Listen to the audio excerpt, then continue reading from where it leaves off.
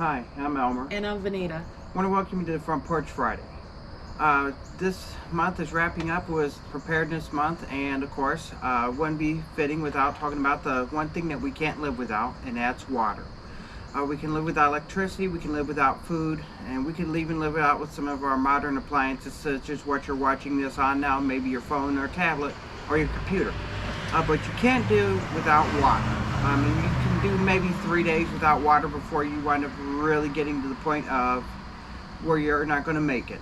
Of course, if you're like me and you like coffee, you're going to need water as well to make it. So today we're going to talk about some of the options that you can do at home, or even if you're out and about, you're an outdoors person like we are.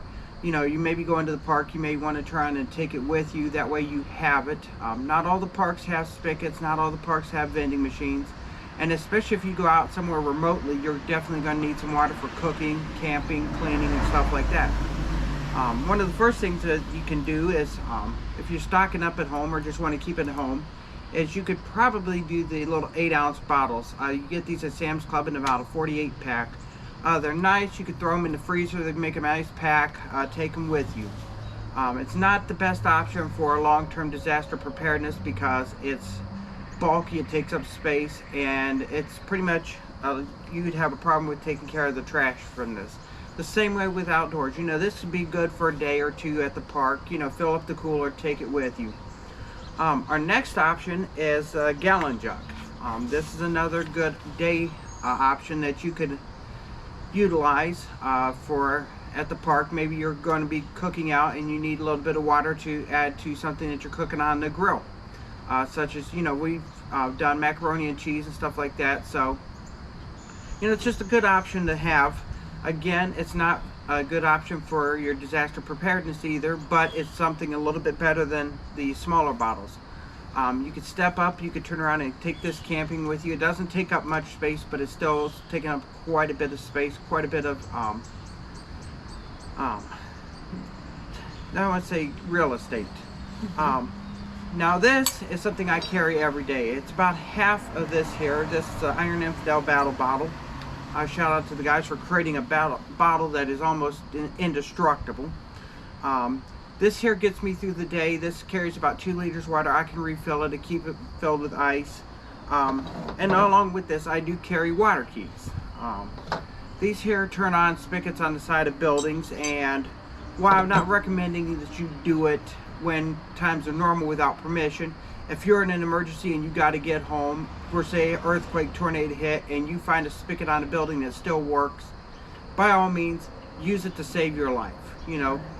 Don't use it just to be taking water, because that's technically theft. But if you're using it to save a life or save your own life, then that's a lot more understandable. Vanita, if you want to grab that right here. Righty. This one here is a surplus 5-gallon jerry can for water. That's marked on here, on the side here, on the front it's marked water. Of course, it's surplus from the military. They make these in civilian versions called water bricks.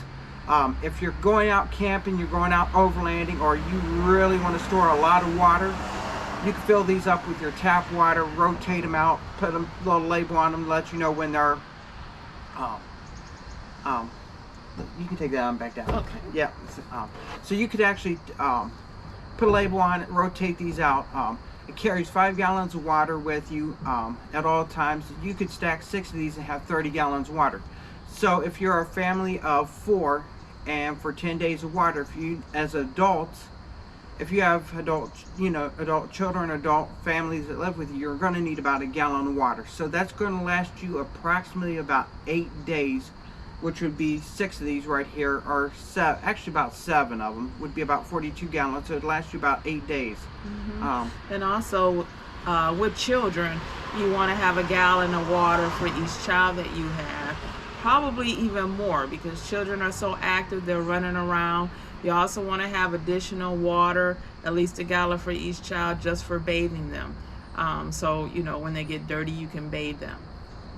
And another one is not to forget our 4-legged friends and family members, our dogs and cats. That's right. A large breed dog is going to take about 1 gallon of water. It's always best to err on the side of the caution, even if you have a poodle or a small teacup dog. It's to err on the side of caution and have the gallon of water. Don't try to negotiate down from the upper level of the gallons of water, or try to then down. Always just stay at a gallon, and having more water is always a better thing. Like I said, with the bigger cans like this one that we just put back down here, and the water bricks are going to be your best option. You can fill them up, you can store them, you can rotate them out, and of course water's heavy. So one of the things I would not recommend doing is storing this on the first or second floor of your home. Clear out a spot in your cellar. A lot of older homes like ours have root cellars, or have areas where the old canning jars used to go, and in our house still do. Yes. So it's a cool, dry place to put the water. It's a good place to store it. Don't store it in direct sunlight, because just like with this bottle, if we left this bottle right here out, it would grow algae. Then it would damage your water. So that's another reason to keep it in the basement. Keep it in a dark, cool space in a storage area. If your home doesn't have a basement, pick a designated closet. We all have one that's just filled with junk. You can turn around and put it in a closet. If you're in an apartment building, and you're a 1 or 2 bedroom apartment, you could even put it in your closet for a couple of gallons of water. Water on average weighs about 8 pounds a gallon. So a 5-gallon jug would be about 40 pounds. So adjusted accordingly to make sure that you don't wind up sending your water down to the floor below. So, that's just one of the things that we see all the time. We see people storing stuff and the floors wind up buckling, the home collapses, and then they call the fire department wondering why they were on the first floor, now they're in their basement. So, it's kind of something to take a note of. So that's right. And then when I go shopping and buy my water, I just buy an extra, container or whatever of water, or water bottles for emergency. And like she said, having it, getting back to the more water, the more the water you have, the merrier. Yes. And another good thing is, if you're in a situation such as like Maui or Florida when they have hurricanes, and you're not standing in line for getting water. You can get the water, and then if you have an excess of water, per se, they're just saying everybody come and get water. You get it, you have an excess. You can bless your neighbors that don't know that don't have it. Yeah. Be very careful with that.